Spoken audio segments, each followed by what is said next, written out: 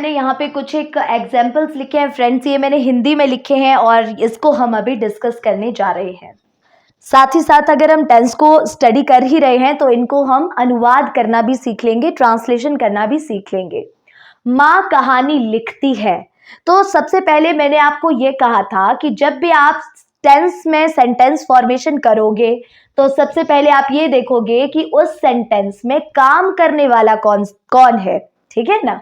इस सेंटेंस में कौन सा काम हो रहा है और उस काम को करने वाला कौन है। तो देखिए, माँ कहानी लिखती है, तो यहाँ पे लिखने का काम हो रहा है, ठीक है फ्रेंड्स, लिखने का काम हो रहा है और इस काम को कौन कर रहा है, माँ कर रही है। तो पहली बात तो ये समझ लीजिए, जो काम करने वाला हो गया वो हो गया कर्ता यानी कि सब्जेक्ट। और कौन सा काम किया जा रहा है, कौन सी क्रिया हो रही है, तो लिखने की क्रिया हो रही है यानी कि ये हो गया वर्ब। कौन सा वर्ब है ये हमारा मेन वर्ब है फ्रेंड्स। कहानी लिखी जा रही है, तो किसको लिखा जा रहा है, कहानी को लिखा जा रहा है, यानी कि माँ जो लिख रही है उसका प्रभाव कहानी पर पड़ रहा है, यानी कि कहानी को लिखा जा रहा है, इसके साथ में काम हो रहा है। दैट्स वाई कहानी यहाँ पर ऑब्जेक्ट होगी, ठीक है फ्रेंड्स, कहानी यहाँ पे कर्म होगा। और इसी प्रकार से क्योंकि इस वाक्य का एंड ती है से हो रहा है, यानी कि ये वाक्य प्रेजेंट इंडेफिनिट टेंस का है।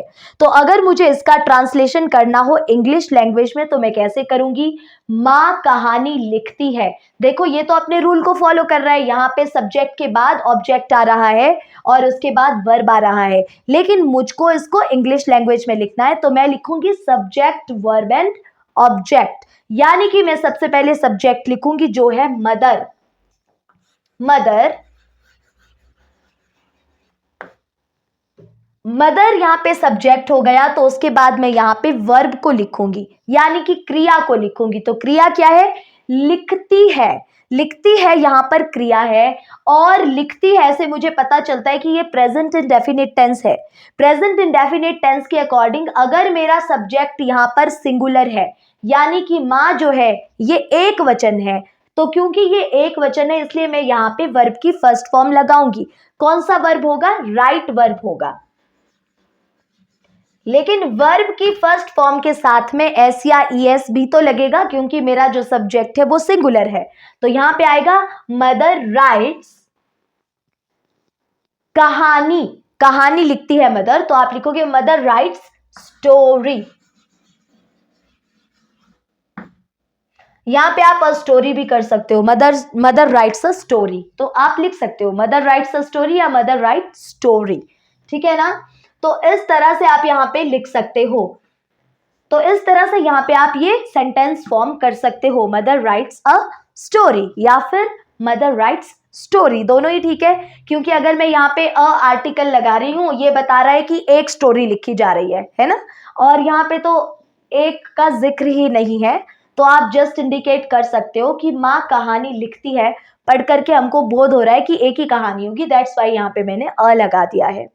नेक्स्ट सेंटेंस को ध्यान से देखेंगे, वह रोती है, तो एंड हो रहा है ती है से, तो ये वाक्य हो गया प्रेजेंट इंडेफिनिट टेंस का।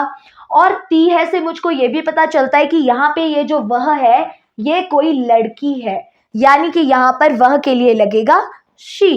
तो शी यहाँ पे मेरा सब्जेक्ट है, शी मेरा सब्जेक्ट है, और शी क्या है, एक सिंगुलर सब्जेक्ट है, ठीक है ना फ्रेंड्स। शी एक वचन है और क्या कर रही है, वो रो रही है, तो यहाँ पे रोने की क्रिया हो रही है, यानी कि इसके लिए मैं यहाँ पे क्राई वर्ड यूज करने वाली हूं। लेकिन मुझे ये याद रखना चाहिए कि यहाँ पर कहा गया है कि अगर मेरा सब्जेक्ट सिंगुलर है तो मुझको वर्ब की फर्स्ट फॉर्म के साथ में ईएस या एस को यूज करना होगा। तो क्राई का यहाँ पे क्राइज बन जाएगा, शी क्राइज। शी क्राइज से आप ये समझ गए हो कि ये वो वाला वाक्य है जिसमें कोई भी ऑब्जेक्ट नहीं है, तो शी क्राइज पे ये वाक्य हो जाता है खत्म। इसके बाद है तुम पत्र लिखते हो।